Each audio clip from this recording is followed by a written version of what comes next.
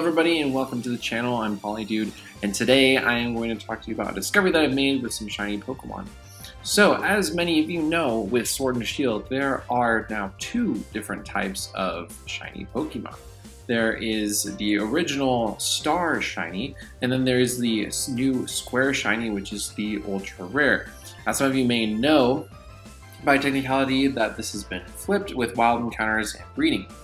The interesting thing that I have not yet found anyone talking about is how that works with bringing old Pokemon from older games that are shiny into the Sword and Shield game that you have. So what I have done is I have collected some of my shiny Pokemon from previous games, and I wanted to run a little test to see what would happen if we got them in this game, whether they were going to be star or shiny Pokemon. So let's just jump right into it. Right here I have this red Gyarados, and this is from my X and Y game in the Kalos region, which I caught in the wild. And I'm gonna show you what happens when we throw it into battle, whether it's going to be a star or shiny. So here, as we can see, it is a star shiny. Now, something that I just haven't thought about yet is I haven't bred any Pokemon in any of the 3DS games. Most of mine have been wild encounters. So this was like a chain fishing for a Magikarp that I did. Our next Pokemon that I have is this Pangoro that I caught in the Sun and Moon games in the Alola region. And so this one is interesting as well because, as we're going to see right here, it is also a Star Shiny. So that kind of got me thinking, are they all Star Shinies? Well, as a matter of fact, that is not the case. As we can see, actually, I'll just run away real quick. With this other Pokemon that I have that I caught, it is a Butterfree that is from the Let's Go Pikachu and Eevee games.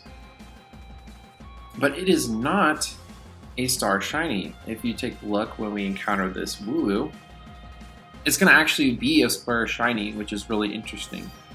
So I thought, I wonder what would happen if I brought in a Pokemon that is from the Pokemon Go.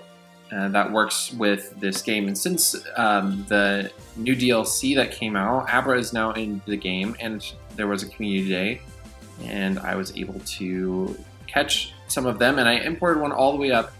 And so it was really interesting to find out that this is also a Square Shiny. So there are other ways to get Square Shinies besides just Sword and Shield, which I thought was really interesting. That was my original question. So now I guess my other question is that I don't really know if I have the answer to is this: if you bred a Pokemon from like a 3DS game, would that make an Ultra Shiny? Would it swap if it was different, if it was bred versus in the wild? That I'm not entirely sure, and that'd be really interesting. So yeah, let me know. I'd be very interested if any of you have found something like this to be true, whether you've had some that are Square and some that are Star that are from 3DS games, or if you have one from Let's Go Pikachu and Eevee that is a Star and not a Square. That'd be very interesting. Go ahead and leave a comment below and let me know what you think. But so far, I think that I found that this has been true with all the Pokemon that I've imported, not just these ones that are in my party, but that the ones from 3DS games and older are all Stars, whereas the newer games, I say newer, but anything on the Switch or a mobile phone is actually going to be a Square Shiny. So I found this super interesting. If you guys like this, please give a like on the video and subscribe. I really appreciate that. And also, I do some streaming on my Twitch channel, which I will leave somewhere around here as a link. But anyway, thank you so much for watching. I really appreciate that. Hope you guys have a wonderful day.